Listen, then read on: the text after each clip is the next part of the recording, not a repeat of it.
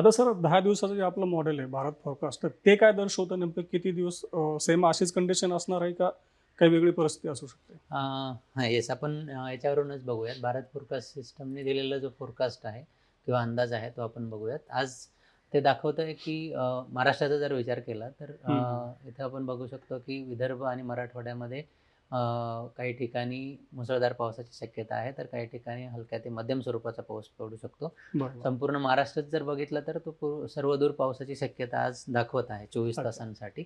त्यानंतर 48 तासांचं जर बघितलं तर आपण बघू शकतो की उत्तर मध्य महाराष्ट्र आणि त्याच्या लगतचा जो मराठवाडा आहे तिथे सुद्धा हं. जास्त पावसाची शक्यता उद्यासाठी आहे. म्हणजेच शुक्रवारसाठी आहे आणि शनिवारी तो थोडासा पावसाची तीव्रता कमी होताना दिसते. हे जे येलो किंवा हिरवे पॅचेस आहेत, हं, हं. याचा अर्थ तो हलक्या ते मध्यम स्वरूपाचा दाखवतो.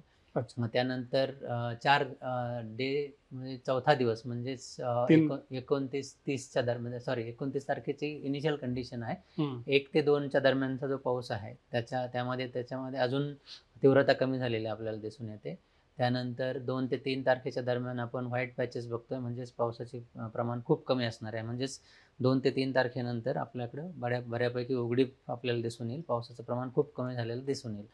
त्यानंतर पुढे 3-4च्या दरम्यान सुद्धा पावसाची शक्यता कमी आहे आणि झाला तरी तो हलक्या ते मध्यम स्वरूपाचाच असेल आणि त्याचा मुख्य व्याप जो आहे तो कोकण किनारपट्टी घाटमध्ये आणि विदर्भामध्येच असेल. अच्छा. मध्य महाराष्ट्र, मराठवाड्यामध्ये हलक्या ते मध्यम स्वरूपाच्याच पावसाची शक्यता 2 ते 3च्या दरम्यान आहे. 3-4च्या दरम्यान पावसाचं प्रमाण अजून कमी होताना आपल्याला दिसतंय.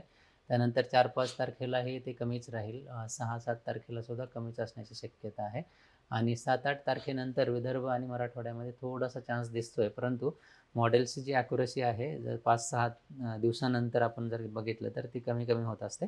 तर येणाऱ्या 5 दिवसांचा जर आपण अंदाज बघितला बेसिकली तर त्यामध्ये असं दिसतंय की येणारे 2 ते 3 दिवस शनिवार, रविवारपर्यंत आपल्याकडे पावसाचे चान्सेस चांगले आहेत.